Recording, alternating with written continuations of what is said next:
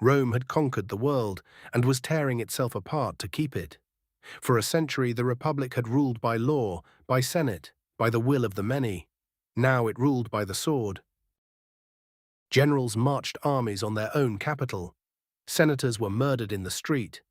Civil war followed civil war, Marius against Sulla, Caesar against Pompey, and finally Octavian against Antony. Rome had won every war abroad. It was losing the war with itself. Then, in 27 BC, one man ended it. Octavian took a new name, Augustus, and a new title he insisted was no title at all, first citizen. The Republic was dead. Something else was about to be born. Augustus gave Rome what 40 years of war never could: peace.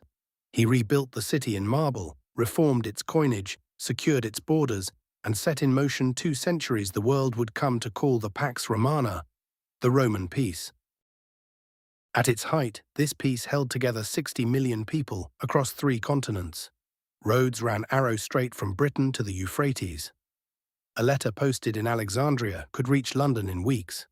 A single currency, a single law, moved goods and ideas from Spain to Syria.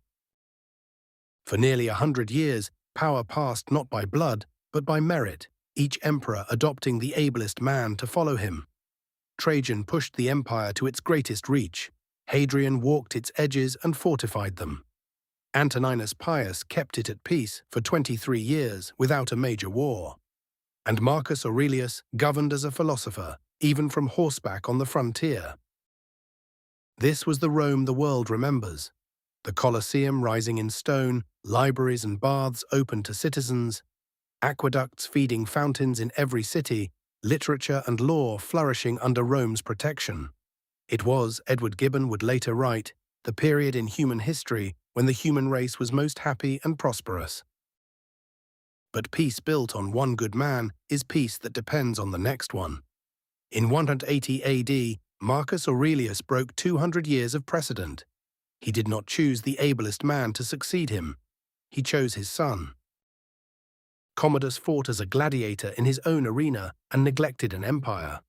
His murder opened a door the Republic thought it had shut for good.